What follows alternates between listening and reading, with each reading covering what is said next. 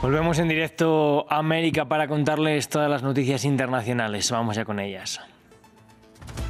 En la Franja de Gaza, Israel continuó su ofensiva, especialmente contra la ciudad de Gaza, una operación que desplazó forzosamente al menos 450.000 personas de la zona, mientras que la cifra total de muertos superó a los 65.000. Y un nuevo ataque ruso con cerca de 580 drones sobre Ucrania deja al menos 3 muertos en Dnipro, ataque que llegó hasta zonas del oeste del país cercanas a Europa. A consecuencia, la OTAN desplegó aviones de combate para patrullar los cielos polacos.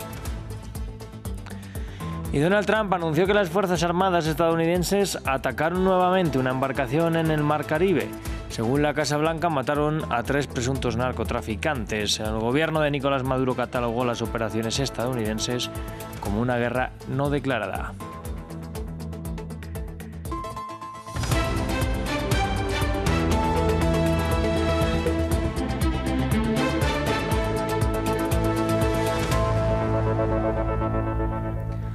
Veamos la situación en la Franja de Gaza. El ejército israelí continuó su ofensiva terrestre y aérea en el norte del enclave, en particular contra la ciudad de Gaza asediada. Una operación que desplazó forzosamente al menos a 450.000 personas de la zona, mientras que la cifra oficial de muertos en el territorio palestino superó los 65.000. Vamos a ver el informe. Columnas de humo se elevan hacia el cielo y fueron filmadas desde la frontera israelí. La ofensiva en el norte de Gaza continúa con tropas terrestres y vehículos blindados, mientras el balance oficial de fallecidos en la franja supera el 65.000 según el Ministerio de Salud del enclave. Israel también reiteró su llamamiento a los civiles para que abandonen la zona. El ejército seguirá actuando con una fuerza sin precedentes contra Hamas y otras organizaciones terroristas. Aprovechen esta oportunidad y únanse a los cientos de miles de residentes de la ciudad que se trasladaron al sur a la zona humanitaria. Según Israel, más de 480.000 personas huyeron de la ciudad de Gaza y sus alrededores desde finales de agosto, una cifra incluso superior a la de la Defensa Civil de Gaza, que anunció que 450.000 personas han huido, casi la mitad de la población de la zona. Este éxodo generó un caos. El ejército israelí cerró una de las rutas de escape para desplegar sus tanques, dejando abierta solo la carretera costera de Al-Rashid. Vengo del barrio Tel Al-Hawa en la ciudad de Gaza. Por Dios, no dejaron ni una sola casa o barrio sin bombardear. Los bombardeos continúan y lanzaron folletos ordenándonos que evacuemos.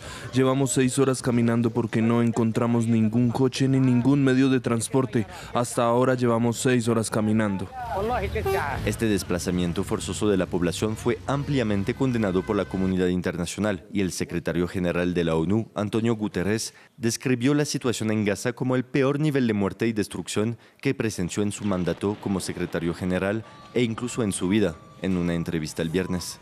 Y entre tanto, el gobierno de Portugal anunció que el país reconocerá oficialmente al Estado palestino el domingo. Así, la nación ibérica se une a Reino Unido, Canadá y Francia, entre otras, que harán lo propio durante la Asamblea General de Naciones Unidas.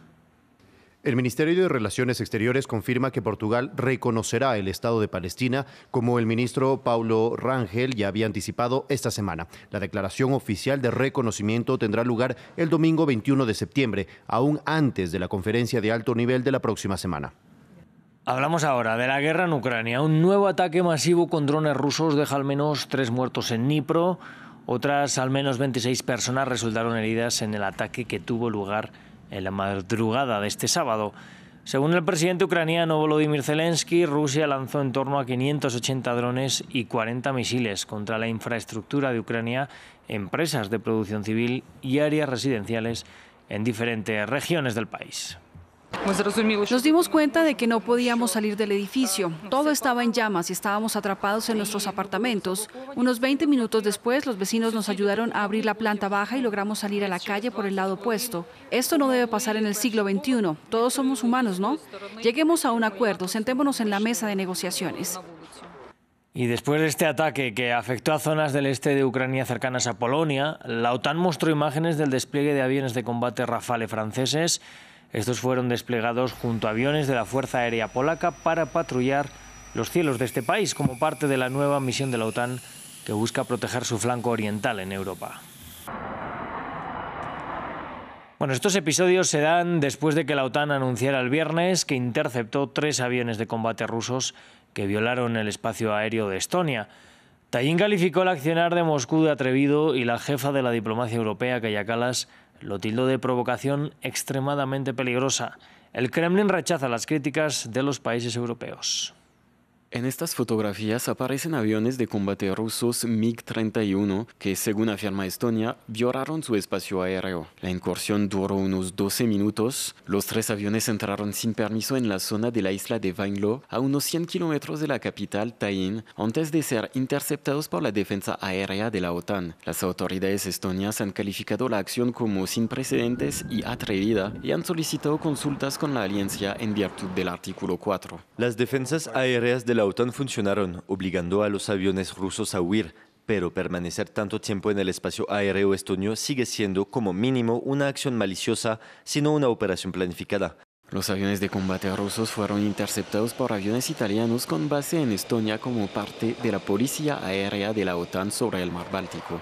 Las aeronaves rusas vuelan habitualmente entre Rusia continental y su enclave de Kaliningrado. El Ministerio de Defensa ruso negó cualquier irregularidad y afirmó en Telegram que los aviones no se desviaron de la ruta de vuelo acordada y que no violaron el espacio aéreo estonio. Por su parte, Ucrania condenó la incursión como una nueva provocación, un sentimiento compartido por la Unión Europea. Está claro que Rusia está poniendo a prueba hasta dónde puede llegar. Por nuestra parte, vemos que no debemos mostrar debilidad, porque la debilidad es algo que invita a Rusia a ir más allá, y cada vez son más peligrosos, no solo para Ucrania, sino también para todos los países que rodean a Rusia.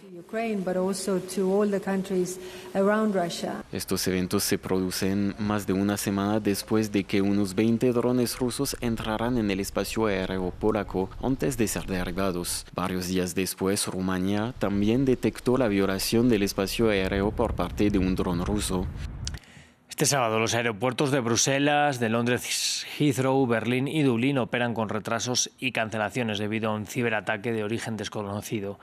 Ha sido la compañía que opera los servicios de check-in y embarque la que ha informado haber sufrido una disrupción relacionada con ciberataques en ciertos aeropuertos. También desde el aeropuerto de Bruselas denunciaron el ataque. Sus servicios ahora se están llevando a cabo de forma manual, según informó la Oficina Federal Alemana de Seguridad de la Información. Esta reiteró que también en su país la seguridad aérea no se ha visto comprometida. En las pantallas de información, vuelos retrasados y cancelados. Un ciberataque contra un programa informático de registro de pasajes y equipaje causó situaciones caóticas en varios aeropuertos europeos, como en el de Bruselas. Me desperté bastante temprano y en las noticias de las 6 de la mañana escuché el anuncio de que había algunos problemas debido a un ciberataque. Por lo tanto, ya sabía que habría algunos retrasos. Aún no nos han informado sobre cuánto tiempo sería el retraso, pero he escuchado que nuestro vuelo saldrá con unas 3 horas de retraso. El aeropuerto Heathrow en Londres, el más concurrido del continente, también fue afectado, al igual que el aeropuerto de Berlín. Los check-ins se deben hacer manualmente, lo que retrasa todo el proceso de embarque. Inconvenientes que exasperan a los pasajeros, que a veces no entienden cómo la situación ha podido ocurrir. Ich finde schon grundsätzlich eine Sauerei. Es fundamentalmente injusto que alguien organice un ciberataque así, involucra a personas inocentes. No puedo entender que alguien haga algo así y me parece inexplicable que con la tecnología actual no haya forma de defenderse contra algo así. Mir ist es so unerklärbar bei dem Stand der Technik heutzutage, dass man sich gegen sowas nie wehren kann. La empresa Collins Aerospace, que gestiona los sistemas informáticos afectados por el ciberataque, asegura que el incidente se está resolviendo. Las autoridades de los países afectados no han dado más detalles sobre el ciberataque. Y en Irán, el presidente Masoud Pezeshkian dijo que los países que buscan reimponer sanciones a Teherán estaban bloqueando el camino hacia un acuerdo nuclear. Esto después de que Gran Bretaña, Francia y Alemania pidieran volver a imponer sanciones, acusando a Teherán de no cumplir con el acuerdo de 2015 destinado a impedir que desarrollara un arma nuclear. Irán ha negado siempre estas acusaciones. Anoche se sentaron y devolvieron este supuesto snapback. Nos están bloqueando el camino. Son las mentes y las ideas las que crean caminos. Nuestras mentes e ideas encontrarán un camino o lo crearán. Esto es lo que debemos creer.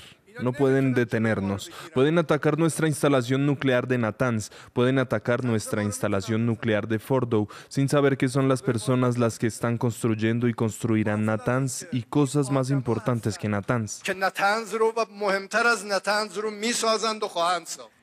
Y en Ecuador, la Corte Constitucional suspendió de manera cautelar la convocatoria de un referéndum consultivo para una asamblea constituyente hecha por el presidente Daniel Noboa. Según la Corte, la Constitución establece que debe emitir un dictamen previo favorable. El Gobierno, en plena pugna con la Corte, interpreta que no necesita su aval. Nos amplía Gustavo Ortega desde Quito. En Ecuador, la Corte Constitucional suspendió de manera provisional el decreto 148 firmado por el presidente Daniel Noboa. El decreto convocaba una consulta popular para preguntar a los ciudadanos si querían instalar una asamblea constituyente que redacte una nueva constitución. El problema es que Daniel Noboa firmó el decreto sin pedir antes un dictamen de la Corte Constitucional, un paso obligatorio según la Carta Magna ecuatoriana. 5 demandas de inconstitucionalidad fueron presentadas y la Corte al admitirlas decidió frenar el decreto hasta que haya una resolución definitiva, han dicho en un comunicado. Esto significa que el decreto no puede aplicarse, no habrá convocatoria, no habrá consulta ni asamblea constituyente por ahora. Recientemente el presidente Daniel Noboa había planteado a través de un comunicado que el país estaba secuestrado por activistas políticos en referencia a la Corte y que eran enemigos del pueblo. El Ejecutivo justifica que la soberanía reside en el pueblo para saltarte ese control de la Corte. El caso refleja un nuevo choque de poderes en Ecuador. De un lado el Ejecutivo de Noboa buscando cambios profundos y por el otro la Corte que recuerda que hasta el presidente debe someterse a la Constitución. La Corte ha reaccionado con un extenso comunicado rechazando las acciones del mandatario. Y todo sucede en medio de un clima de tensión política y llamados a paralización nacional por parte de movimientos indígenas a partir de la madrugada del día lunes. Hoy el Consejo Nacional Electoral se ha convocado de manera virtual y debe decidir si declara periodo electoral este proceso o devuelve el decreto para contar así con un procedimiento de la Corte Constitucional. Y el presidente de Estados Unidos, Donald Trump, anunció que las Fuerzas Armadas de su país atacaron nuevamente una embarcación en el Mar Caribe. Según la Casa Blanca, en la embarcación neutralizada mataron a 3 presuntos narcotraficantes. Mientras tanto, desde Caracas, el gobierno de Nicolás Maduro catalogó las operaciones estadounidenses como una guerra no declarada y aseguró que está listo para pasar al combate en cualquier momento. Nos amplía Diego Bazzani. Estados Unidos atacó nuevamente en el Mar Caribe. Este viernes el presidente Donald Trump informó que sus Fuerzas Armadas neutralizaron una embarcación que transportaba a presuntos narcotraficantes en aguas internacionales. Según la información de la Casa Blanca, este sería el tercer operativo militar estadounidense de este tipo en la zona desde el despliegue de buques frente a las costas de Sudamérica. Por órdenes mías, el secretario de Guerra ordenó un ataque letal contra una embarcación afiliada a una organización terrorista designada que se dedica al narcotráfico en la zona de responsabilidad del Comando Sur. Los servicios de inteligencia confirmaron que la embarcación estaba traficando con estupefacientes ilícitos y transitaba a lo largo de un pasaje conocido de narcotráfico en ruta para envenenar a estadounidenses. El ataque mató a 3 narcoterroristas a bordo del buque que se encontraba en aguas internacionales. El gobierno de Venezuela, quien ha catalogado la presencia de tropas estadounidenses cerca a su territorio como una amenaza para su soberanía, aseguró que está listo para pasar a la lucha armada en cualquier momento y denunció que varias de las embarcaciones destruidas por la potencia de América del Norte no transportaban narcotraficantes. Es una guerra no declarada y ya ustedes ven cómo personas, siendo o no narcotraficantes, han sido ajusticiados en el Mar Caribe. Ajusticiados. Este viernes, la Fiscalía venezolana pidió a las Naciones Unidas investigar los ataques de Estados Unidos en el Mar Caribe. Por su parte, la Cancillería de Colombia señaló que la presencia de tropas norteamericanas en la región no tiene nada que ver con el narcotráfico. Bueno, vamos a cerrar con imágenes del Festival de Música Clásica George Enescu en Rumanía, uno de los más grandes de Europa. Este ha visto crecer su audiencia pese a los recortes de gasto público en el país, con la presencia de músicos de renombre en todo el mundo. La edición número 27 del festival va a finalizar este mismo domingo con la actuación de la Orquesta Real Neerlandesa del Concertgebouw.